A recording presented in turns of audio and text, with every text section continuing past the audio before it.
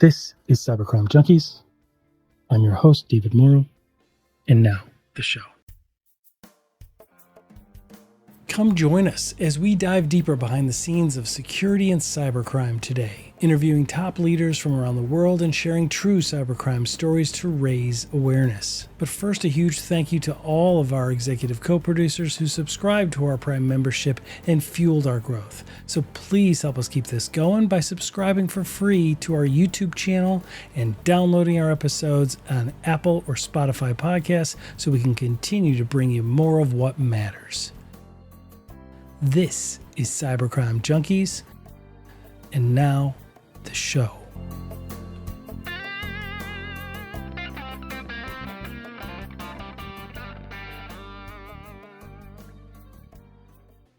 When cyber espionage is discussed, the groups of APTs are the ones that remain persistent, and the persistence is the operative term. So why would the Chinese government be interested in Equifax data records? Well, here's the context. We're going to get into this toward the end because what we're talking about now, think about it when you zoom in on a painting, an oil painting. If you get too close, you just look at what exactly was done and the tools that were used here and the methods of moving and all of that and the fact of not being detected, all of that required an advanced technical skill. It wasn't a group of hacktivists. It wasn't just a random hacker, right? This was nonstop, non-going once that 2-month gap happened, right? Which shows you like that initial access broker turned it over to somebody that really knew what they were doing. But if you look too close to that, like an oil painting, right? All you see are the colorful dots. But when you step back, you're able to see the whole picture. You're able to see the Rembrandt, right? You're able to see the context in which this was done. So let's talk about that a little. The investigators there tie the attack into 2 other large breaches that similarly did not result in any dump whatsoever of personally identifying data on the dark web, all around the same time. And that was the U.S. Office of Personnel Management, the OPM breach, and the 2018 hack of Marriott's Starwood hotel brands. All of these breaches are assumed to be part of an operation to build a huge data lake on millions of Americans, but with a target for a few subsectors of those Americans. The intention of using these big data techniques to learn about U.S. government officials and intelligence operatives. In particular, evidence of American officials or American spies who are in financial trouble. Why would they want to know that? Because that could help Chinese intelligence identify potential targets for bribery or blackmail attempts.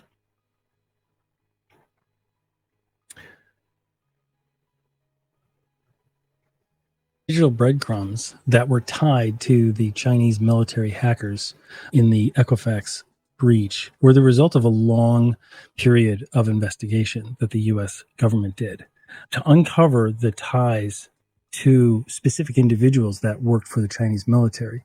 The FBI conducted a broad kind of multinational investigation involving team members from around the world, and it was led by the FBI's Atlanta field office. And they tracked those crime digital breadcrumbs that we talked about back not only to China, but actually to specific members of the Chinese military and the way that they configured all of the servers and exfiltrated the data and moved the data around. That was the MO that was seen here and that was seen in the other breaches we're going to talk about. They allegedly used servers in various countries, like over 20 different countries, and approximately 40 different IP addresses to disguise the origin of where the attack came from. And it's the same thing that's been used in several other ones, and they were able to draw it to specific individuals and actually bring federal indictments against those individuals. And we're going to get to that in just a minute.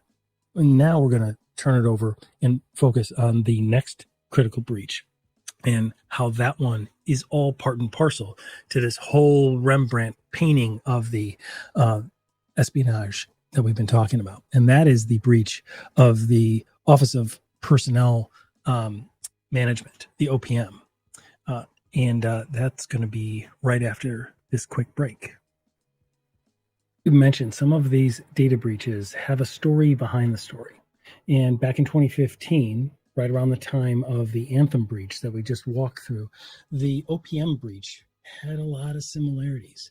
So CSO Magazine called it an attack where bad security practices meet China's Captain America. And in a really well done article, they kind of walk us through it. The article is linked. Here's the highlights. And here's what some of the other research that we've done kind of corroborates. So back in April of that year, IT staffers within the United States Office of Personnel Management, which is the OPM, it's an agency that manages the government's civilian workforce, right? It discovered some of its personnel files had been hacked. And among the sensitive data that was exfiltrated, remember the fancy word for stolen, were millions and millions of these SF-86 forms, which contain extremely personal information that are gathered in federal background checks that are done when people are seeking clearance for the highest levels of security clearances to work for the federal government. Think about that for a second. So this is not about the data that's being stolen. This is about intelligence gathering on specific people when you combine all of these different breaches. And that was all stolen, along with records of millions of people's, check this out, fingerprints. So they have all of the people's most intimate secret information in order for them to get top secret clearance to work for the US government. And they have fingerprints. How freaking scary is that? The OPM breach led to a congressional investigation and the resignation of top OPM executives. No kidding, right? And the full implications for national security, for the privacy of those whose records were stolen, are still not entirely clear. It's still having ramifications today, 8 years later. So it's again, like we did with the Anthem breach, look at the timeline when we think about who did this. As the official congressional report of the incident says, the exact details of how and when the attackers actually gained entry, they're still not known, right? They're not exactly clear. But researchers have been able to conduct a rough timeline of when they started and what the attackers did. And again, it looks at that MO, that modus operandi. The hack began in the fall of actually 2013, 2 years earlier. Think of the dwell time. They had been in the system for years before ever realizing it and before ever being detected. When the attackers first breached OPM was November of 2013. This attacker group, which they dubbed X1, right, which is the Congressional OPM data breach acronym that they gave it. It's just attacker group X1. While X1 wasn't able to access any personnel records at that time, they did manage to exfiltrate manuals and IT system architecture information about the OPM. Then the next month, in December of 2013, is when definitively attackers were attempting to breach the systems of two contractors, USIS and Keypoint, right, who conducted background checks on government employees and had access to OPM servers. Though USIS may have actually been breached even months earlier. So think about that. I mean, that reminds us of the Target breach. If you recall the Target breach, Target had been doing a lot of good best practices, but they were breached through the HVAC vendor because their HVAC vendor didn't have as robust layers of security. So the official OPM hack report and breach report, exhaustive and confrontational investigation and congressional hearings. The House Oversight and Government Reform Committee released a report on the OPM data breach. We'll have a link to that in the show notes below, and that was released to the public. It's a long, just letting you guys know, it is a long document, like 240 some pages, and much of the material very, very detailed on all of the modus operandi, all of the techniques used. We'll tell you about is this is what we gathered from it. In March of 2014, OPM officials realized they'd been hacked. They didn't publicize the breach then. Remember that the hackers were confined to part of the network that didn't have any personnel data. So OPM officials chose to allow the attackers to remain so they could monitor them and gain counterintelligence. They did plan for what they called a big bang. That's a system reset that would purge the attackers from the system. When they implemented the big bang in May of 2014, months later, when things also didn't work well for them. So it's a risky thing. Think about what they did, right? Them in there, they were gathering up counterintelligence. They did this big bang system. At the time when the attackers began loading keyloggers onto the database administrators' workstations, which capture all of the keys that are done. It was pretty shocking. Now, unfortunately, on May 7th, 2014, when they did this big bang, an attacker group called X2, a different attacker group, they believe they're affiliated, right? But it's definitely the MO of X2 was different, right? It was more advanced. Credentials stolen from Keypoint, the other contractor that was used to run the background checks. And they used that data and that information, that access, to establish another foothold in the OPM network and install malware there to create a backdoor. So they did that so that they can get back in. That breach went again undetected. And then when the big bang didn't wind up removing door that the X2 group had access to, in August, the attackers exfiltrated and stole all of the background information from OPM's systems. And then they weren't done there either. The report goes on to say that later on that year, in October, the attackers moved throughout the OPM environment and breached a Department of Interior server. So another level of government, right? They were able to move around and also breach the U.S. Department of Interior server, where personnel records were also stored. And then in December of that year, and we're like 8-9 months in, another 4.2 million personnel records were exfiltrated. So fingerprint data was exfiltrated in late March of 2015, and on April 15th, 2015, a whole year later, security personnel noticed unusual activity within the OPM's networks, which quickly led them to realize the attackers still had been inside their systems. Two persistent groups, X1 and then X2. What's clear is that OPM's technical leadership, overly confident that they had defeated X1 with their big bang, did not view that intrusion as a wake-up call. They failed to take measures that would have helped them detect the X2 group, and they had also largely failed to institute a number of important and recommended security measures that the report points out. So who was it? Again, there's no smoking gun necessarily that was found.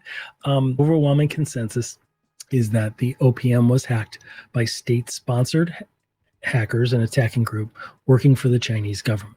Why? Because of the information that was taken and the roles and locations of the people about the information that was taken, right? When you look at the entire, again, when you zoom out a little bit and you look at the context of what was going on between the US and China, you can see that, yes, it was state-sponsored, but where it was. And then they also trailed the digital footprints to locations, again, in kind of calling card and digital breadcrumbs. Other evidence is the fact that PlugX, which is the backdoor tool that we talked about in OPM's network, it's associated with a Chinese language hacking group that's attacked political activists in Hong Kong and Tibet. And the use of superhero names, which is done and was done in this case, is also associated with groups tied to China. So OPM data would be considered extremely valuable. So think about this. I mean, data like that, fingerprints, all of that information, all of that top secret information, think of what that would be worth on the dark web. It would be worth, again, these are millions of records taken. This would be in the billions. This would exceed Lockbit and Black Hat's things and their treasure trove of stuff and revenue that they've gathered. So think about that, right? This would be something they would be clamoring to brag about having. This is something, think of, you remember when we've had John DiMaggio on and his talks, his undercover talks and his research with our evil leaders and with Lockbit leaders, right? There's that mafioso kind of braggadocious kind of view that they have, right? That's kind of their kryptonite, right? They brag about these things. They want to talk about these things. And when this happened, cybercrime gangs were all watching the dark web to see who was going to leak it, who was going to take credit for it, who's going to brag about how they did it, share their tactics, their techniques, their processes, community there. Nothing. Again, this breach, just like the Anthem breach, there was silence, right? But when you think about how much data and how valuable that data would be to foreign intelligence services, because it includes very sensitive information gathered as part of the process of granting security clearances, you start to figure out why, right? And do we want proof of this theory? How about this? The CIA canceled assignments for some officers in China in the wake of this breach, since many were to work undercover as State Department officials and would have been identifiable based on the data gathered in this breach. Let's think about that for a second. Just think about that for a hot minute, right? The CIA canceled assignments, right? One way the federal government has tried to mitigate the potential damage from this is to provide free credit monitoring. Again, you know our view of that. It is awesome. It cures everything. Insert sarcasm, because it doesn't do anything, right? Those services, believe it or not, are still available for people in 2025. And might even be able to, there was some hiccup and you have to reapply, but the cost of it. The cost in credit monitoring services alone from that breach cost the U.S. government $133 million. And the total figure for all of their remediation and the forensics and everything is to exceed $1 billion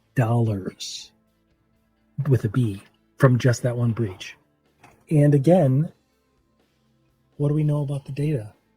It wasn't even leaked. It wasn't sold on the dark web. It's worth billions. It cost close to $1 billion, if not, it's set to exceed $1 billion just to repair this breach.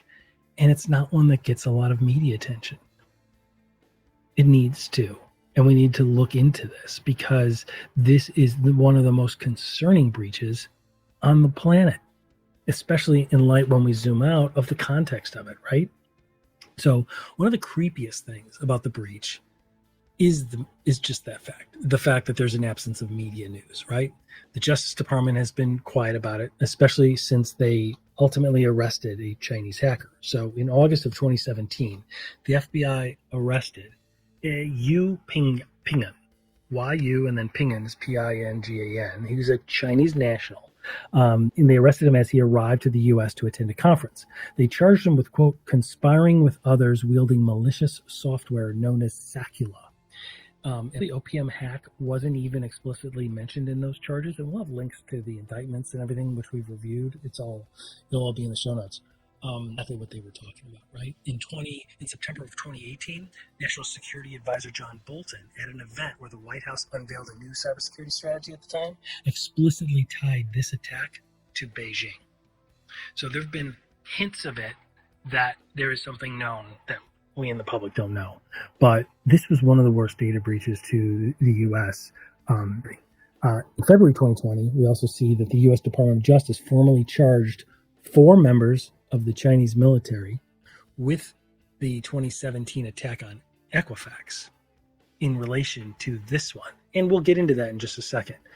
We find kind of the precipice of all of this in a move that's kind of rarely seen, where they file criminal charges against a foreign intelligence officer like they did for charging for the Equifax breach, which we're going to talk about in just 2 seconds. Interesting because they did it in order to avoid retaliation against American operatives. That's why they generally don't do it. Underscored how seriously the U.S. government has taken these attacks. And again, this OPM breach, there's been no cases of identity theft tied to the OPM breach, no darknet data leak, no ransom, no extortion, no cybercrime gang taking credit. Cybersecurity researcher Vishanev, State University of New York at Buffalo, tells Wired magazine, we haven't seen a single indication of this data being used anywhere. So, yeah, we know the data is gone, but where did it go? What's the purpose of all this? No one has a public answer to any of it. Right? So where is the data, if you think about it? A tool like the Equifax breach would have been worth billions of dollars on the dark web. Nobody took credit for it. Made or attempted to make money from the data that we know of. So the breach of OPM with government employees with highly sensitive information Who do you think has it? And why are they not selling it? And why not? So when we come back from this break, we're going to touch on the 2018 Marriott breach, which has a direct tie to all of these. The 2018 Marriott breach was also similar to the OPM and Equifax breaches and leave unanswered questions and lots of people, like you and me, vulnerable and without any recourse or justice. In late 2018, the Marriott hotel chain announced that one of its reservation systems had been compromised, with hundreds of millions of customer records, including very sensitive details on credit card information and passport numbers and information, and that they were stolen, exfiltrated out of the Marriott systems by attackers. In September of 2018, an internal security tool flagged as suspicious an attempt to access the internal guest reservation database for Marriott's Starwood brands, which include the Westin, Sheraton, St. Regis, and the W hotels. This prompted an internal investigation that determined through a forensics process that the Starwood network had been compromised way back in 2014, 4 years earlier, back when Starwood had its own separate company. Marriott had purchased Starwood in 2016, but nearly 2 years earlier, the former Starwood hotels hadn't been migrated to Marriott's own reservation system and were still using the IT infrastructure inherited from Starwood, which is an important fact. See, the hackers had managed to decrypt the data and discovered that included information and exfiltrated up to 500 million guest records. 500 million of them. Many of the records include extremely sensitive information like credit card, password numbers, travel plans of federal employees. You see why this is significant is that at the time, Marriott was the largest contractor with U.S. federal agencies, managing in part the travel for the CIA, the FBI, Department of Homeland Security, and more. Marriott CEO Arne Sorensen was hauled before the U.S. Senate to talk about the attack. The transcript of his testimony is linked in the show notes. It provides a window into kind of what we've been able to figure out. Research done discovered that there was a remote access Trojan, a rat, along with this thing called Mimikatz, which is a tool for sniffing out usernames and passwords, involved in like system memory. And together, both of these two tools gave the attackers control of the administrator account, the keys to the castle. It's not clear how the rat was placed onto the Starwood server, but it's pretty common that Trojans like this are placed through phishing emails, which is pretty easy to do with social engineering. The shocking part here again is the timeline. The breach of the Starwood hotels happened in 2014. Starwood was later acquired by Marriott, and hackers were inside, undetected, from 2014 through 2018. How good were they at being undetected? Which leads to one of the reasons why people pretty much know that it was a state-sponsored group, is the incredible fact that another hack happened at Starwood the year later in 2015. That was discovered and remediated over a period of 8 months. And the first breach in the attackers there, who were inside the network the entire time, were never even found. Marriott acquired Starwood in 2016, and most of Starwood's corporate staff, including the managing information technology and security staff, were all laid off. So Starwood's old system, without any tech resources who were familiar with the tech environment, completely infected with malware, continued to limp along. And the breach continued to happen completely undetected for a total of 4 years, 2 full years after Starwood had been acquired by Marriott. So hundreds of millions of people had their passport and credit card numbers stolen. Credit card numbers were also stored in plain text and all kept in basically one server location. Again, terrible practices. We've talked about it before. And who hacked Marriott and why? So not only the timeline that we mentioned, but the modus operandi, the MO, and the TTP, right? The technology, the tactics, techniques, and processes used. So look, mass thefts like this, 500 million passports and credit card numbers, right? That is going to lead to one of the leading cybercrime gangs bragging about it, leaking it, extorting it. It's going to lead, even if they didn't do that, it's still going to lead to identity theft, a massive leak. It's going to lead to credit card fraud, Plus, the code and attack patterns used here match up with the techniques employed by state-sponsored Chinese hackers. And what did we find? Again, nothing. Again, no cybercrime gang claimed history. No leak, no identity theft, no credit card theft, at all tied to this breach. And you have the code and attack patterns that are virtually identical to what's already been traced and proven to come from state-sponsored Chinese hackers. See, these hackers used a cloud hosting space. It involves a certain type of cloud hosting environment that was tracked back to this same group. That's been done in other instances. The involvement of the U.S. intelligence service in the investigation and the sensitive nature of the attack probably explains why much of the technical details aren't in the public. But another clue that this was part of a government attack rather than mere cyber criminals is the fact that none of these millions of valuable records have ever ended up in the dark web. It wasn't, a purely financial raid. Travel data, think about that. It is rich with information, and it can offer key insights into the lifestyles, the tastes, the relationships of individuals, who's traveling with whom, what types of trips are being taken. And it's valuable far beyond just the travel industry. And the travel industry itself is way behind other verticals like the finance industry, the banking industry, or even healthcare when it comes to cybersecurity.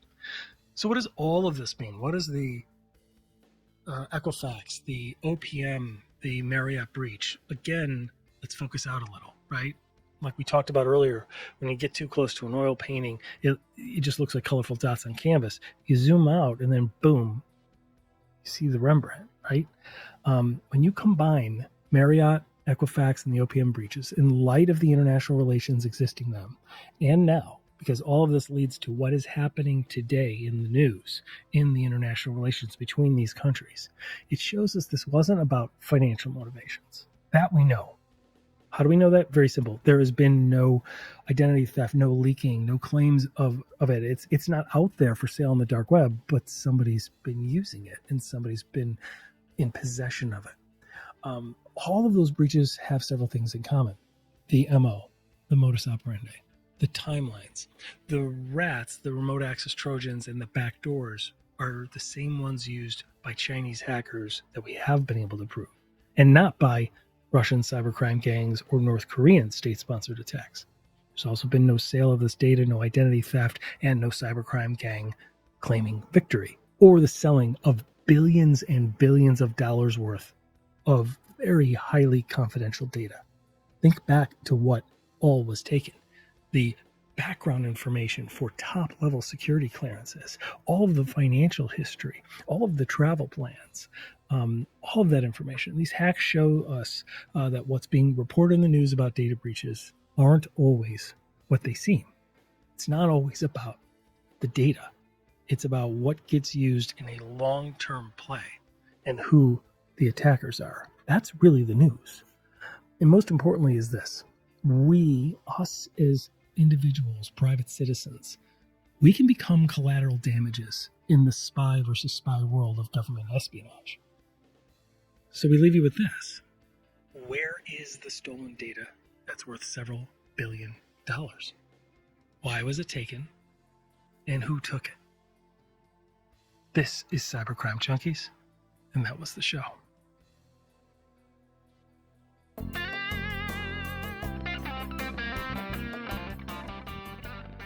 Well, that wraps this up. Thanks for joining, everybody. Hope you got value out of digging deeper behind the scenes of security and cybercrime today.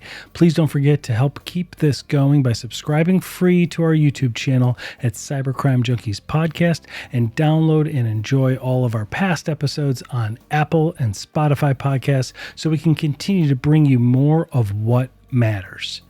This is Cybercrime Junkies, and we thank you for joining us.